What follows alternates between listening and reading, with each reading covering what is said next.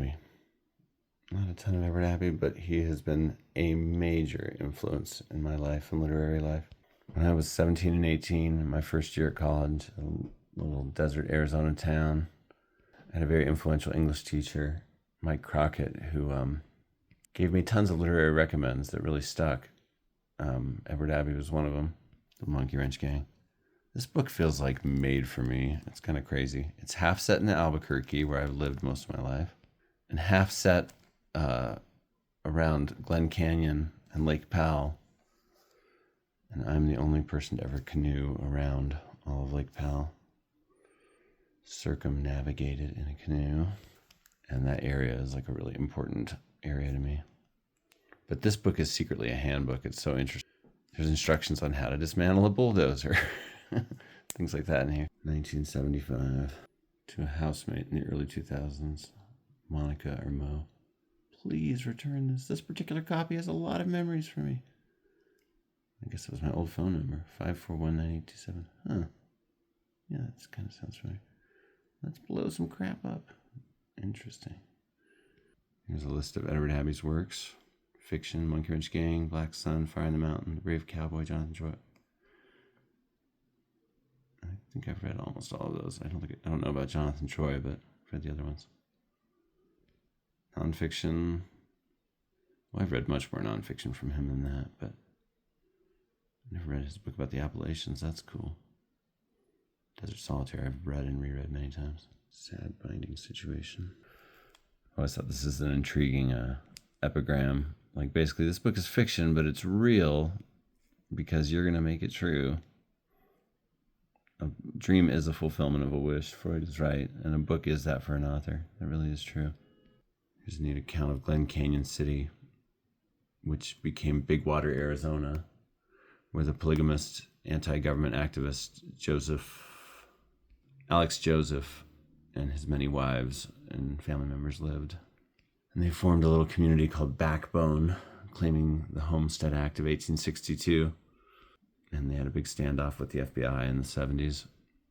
And when they left there, they went and found the ruins of Glen Canyon City, mentioned here in this Everett Abbey book, and turned it into Big Water, named after Lake Powell nearby. Anyway, Trace Joseph, Alex Joseph's son, picked me up hitchhiking one time. And then I went back and hung out with the whole group there. Alex Joseph had died a long time before, but I got to know a lot of the family and Alex Joseph's former wives, and hung out with Trace and went to a book club with them all. Navajo Power Plant. That's since been torn down, but you can see it at the beginning of Koyaanisqatsi, that movie. Maybe not the beginning, but it's in that movie. Height. One of two lost cities that have returned as Lake Powell's gone down in the northern end. This is what I always did as a young reader. I had this book when I was like 18. Concatenate. I would put an asterisk and write the definition. To link ideas, facts, etc. together. Concatenate. Okay. But it's used adjectively here. And I defined it like a verb. Maybe it just means linked together. A little description of the Albuquerque area. High on the western mesa near burnt-out volcanoes under the blazing, dazzling, starry sky. They stopped among the undefended billboards at the highway's side. Here's a description of the Wells Fargo building, this green lit-up skyscraper in downtown Albuquerque. Down Glassy Gulch, that would be Central Avenue probably. They drove toward the 40-story towers of finance burning like blocks of radium under the illuminated smog.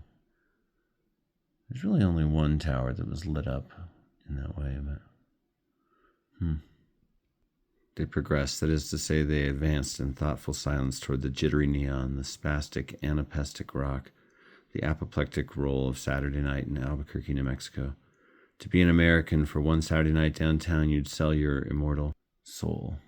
Down Glassy Gulch they drove toward the 40-story towers of finance burning like blocks of radium under the illuminated smog. Might have been some smog in Albuquerque in the 70s too, because by the 90s they had these like no burn nights, and they were trying to get rid of the brown cloud and get back on the American Clean Air List for a long time. I think they abandoned that effort as development continued, but Doc Sarvis gazed down at the river, the Rio Grande, great river of New Mexico, its dark and complicated waters shining with cloud-reflected city light. My river, he said. But oh, my desert, yours is the only death I cannot bear. Richard Shelton. Wow. Love this book. So fun.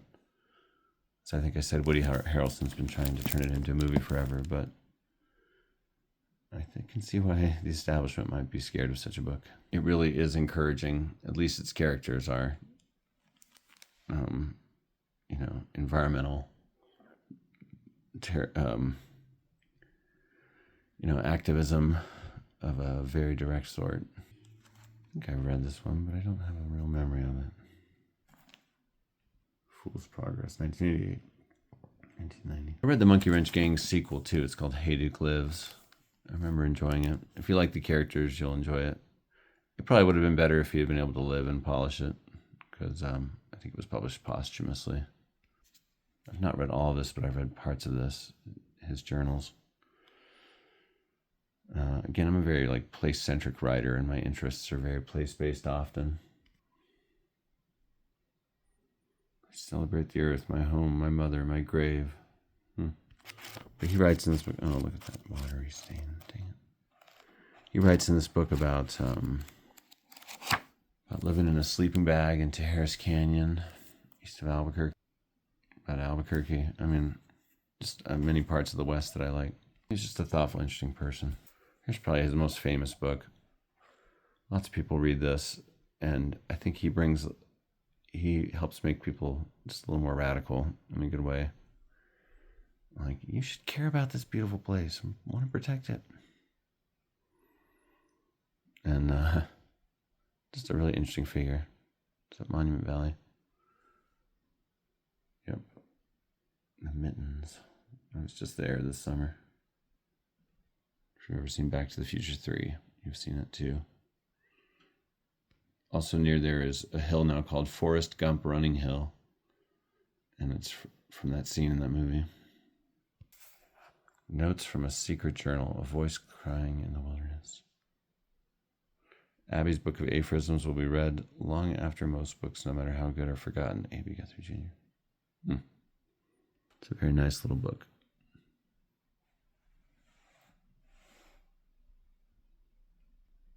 That's literature. Henry James, Our Finest Lady Novel. 2.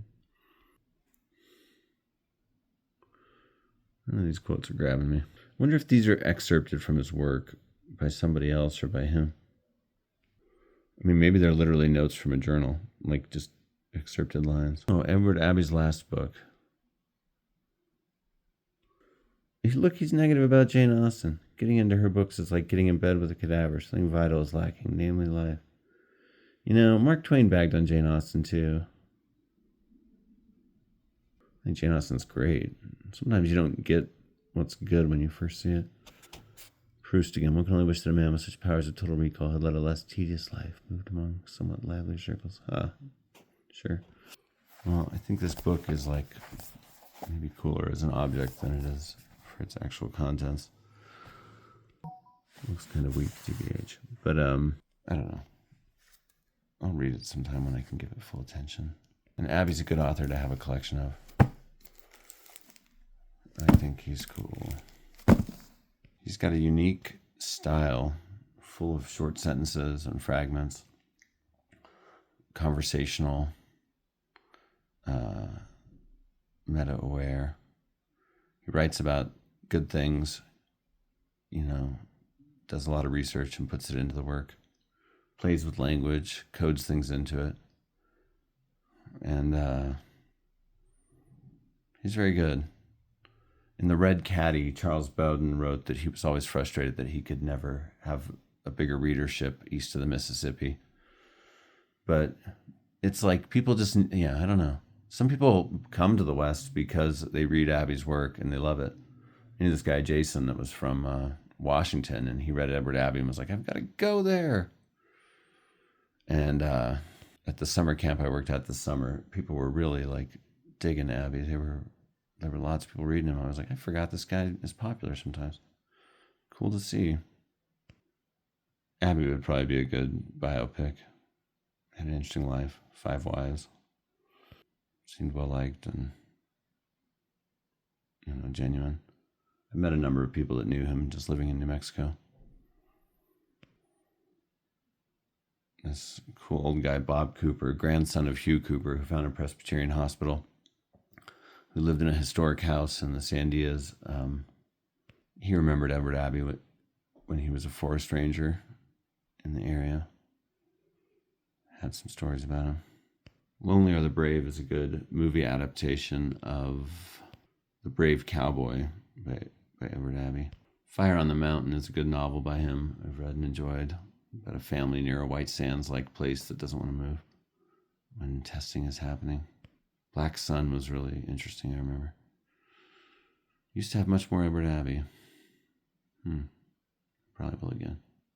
Down the River is a really good nonfiction collection, kind of a follow-up to Desert Solitaire. Goes well with it. When he died, he had his friends bury him at an undisclosed location in the desert, and some fan got super obsessed with finding where his grave was and wrote a whole book about it I've seen. I'm like, I feel like you're missing the point of like everything Abbey ever said if you get obsessed about some particular detail of a hero you used to worship. But where's his bones?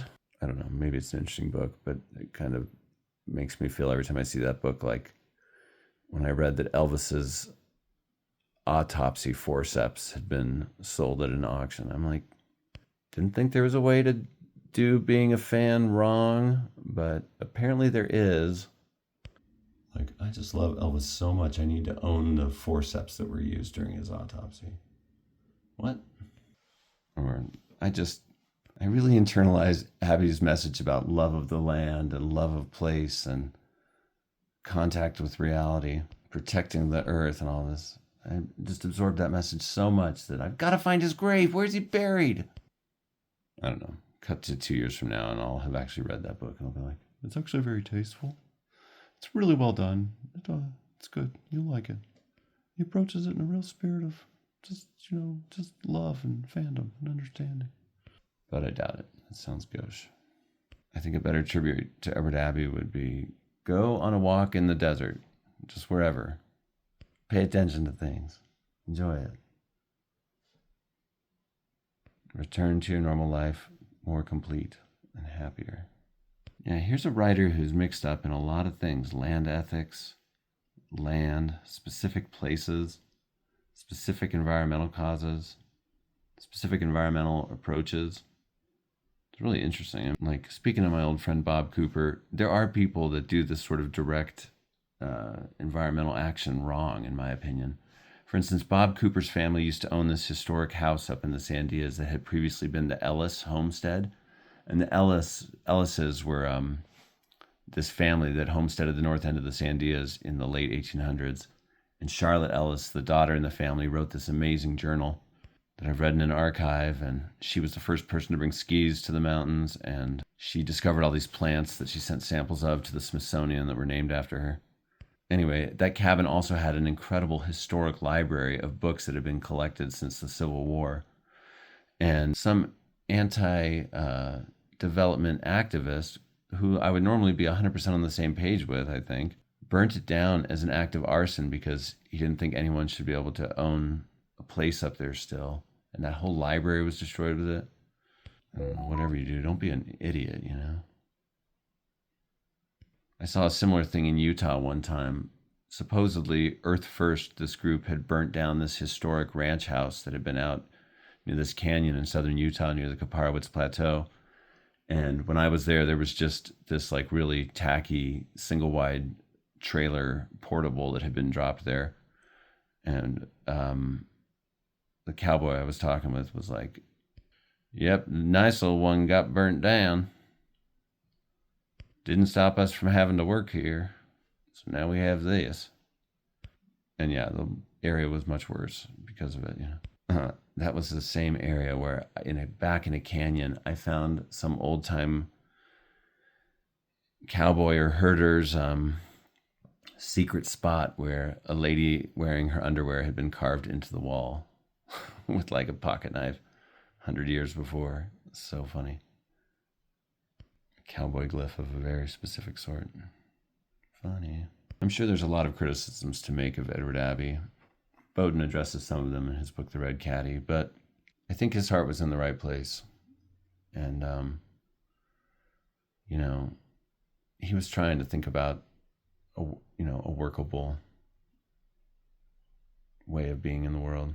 He's a bit of a Ron Swanson of Parks and Rec type. In fact, I wonder if they drew from his character at all for that character. I wouldn't be surprised, because Abbey was a forest ranger. He worked at Arches in Moab, but he's so anti-government. He really is kind of like an anarchist. Just leave me alone, which is a nice thing to be able to ask for, but, I do want to read some more Abbey. He's good. I'll reread Desert Solitaire sometime. Desert Solitaire famously has a chapter about Glen Canyon before it was dammed and became Lake Powell. He takes a raft trip down it. At one point, he accidentally starts a fire, and it's like kind of big and burns a big area. What the heck, dude? Guess he figures it's all going to be underwater anyway soon, but geez. But what's so interesting is, I canoed around the circumference of Lake Powell in 1999 and 2000 when it was pretty much full, like the fullest it would ever be again. Just a little below a high water mark I could see around most of the lake, but still a close to 2,000 mile shoreline.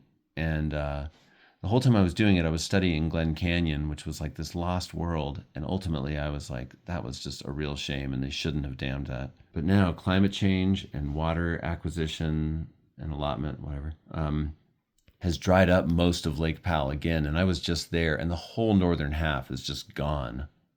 And so it's like a double lost world. I walked all around where I had canoed back in 1999 and 2000, and it's just wild. I was, that houseboat graffiti that used to be right along a lake is now, hundreds of feet up on the sides of bleached white cliffs. A double lost world. I think Glen Canyon and Lake Powell are the perfect examples of a cultic milieu. This 1960s sociological term that says that when things are pushed to the side of a mainstream, they become a new center. And somehow this way out of the way place that was a major fixation for Abbey as a subject matter, because he knew the beauty of Glen Canyon before it was dammed. Just a little, this way out of the way place becomes so symbolic and so central. Edward Abbey. The places he has written about, southern Utah and central New Mexico, those are like my spots. It's so crazy. This guy is super important to me. Yeah. There's a lot of good documentaries about him on YouTube, and that you can find. There's one that was really good that I can't find on YouTube, but he's a beloved niche writer. Does he have a book that has mainstream literary success? The closest could be The Monkey Wrench Gang, maybe. Or The Brave Cowboy. Fire on the Mountain could be pushed a little more. More people could read that. All it'll take is one movie adaptation of The Monkey Wrench Gang, probably. There's been a movie called How to Blow Up a Pipeline. Maybe it's time for a Monkey Wrench Gang adaptation to happen now. It is important that it be intelligent, though, and not reactionary. And the Monkey Wrench Gang has a hilarious ending where a couple of the people that have been a part of this environmental terrorism group, basically domestic activism, they convert to Mormonism to escape the consequences in Utah. They're like, we've changed. Very funny. The book opens with someone stealing a police car and parking it on railroad tracks. It's got some unforgettable characters, the Monkey Wrench Gang. Real portraits. It's a good book in that way. Well, any Edward Abbey fans out there? There must be, right? And probably bring new people to the channel, because he's just got a really specific fandom. And I'm glad to know that he does.